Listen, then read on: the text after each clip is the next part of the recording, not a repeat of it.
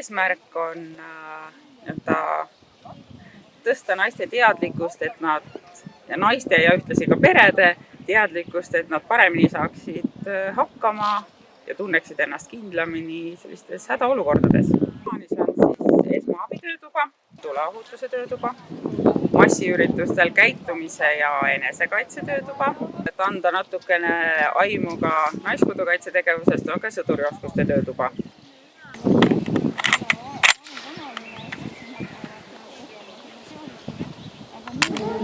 Siin kauges külas, teisi näinud pole veel. Ja Nõmme liivatee, korraks vaatan selja taha veel. Lühirand ja Nõmme liivatee.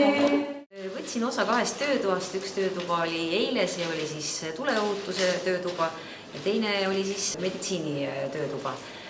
Ja väga rahule jäin, sain teada midagi enamat, mida ennem ei teadnud.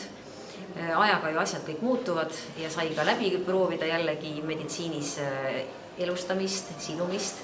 Nii et igal juhul ma jäin väga rahule ja mulle väga meeldis.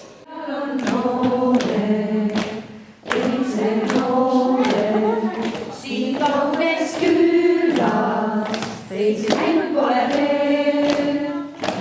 Lühirand ja Nõmme liivatee. Ma olen osalenud mitmetes töötubades eneseabi kursusel, kuidas looduses ellu jääda, sõduriõppe kursusel. Super lähe.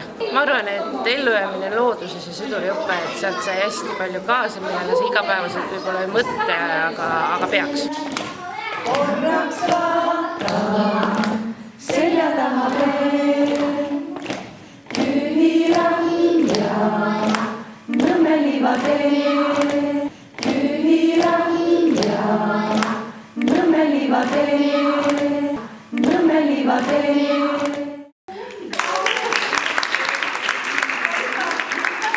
Meie ohutushoiulaager on nüüd läbi ning võime lugeda õnnestunuks.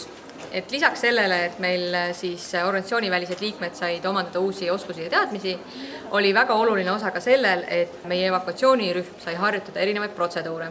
Ehk siis kõik, mis on vajalik ühes evakuatsioonipunkti töös, alates inimeste registreerimisest, sisselaskmisest territooriumile, väljalaskmisest territooriumile, et kõike seda sai siin harjutada ja ka seda võib lugeda õnnestunuks ning et sai väga praktilisi võtteid ja uusi õpituvastusi siit.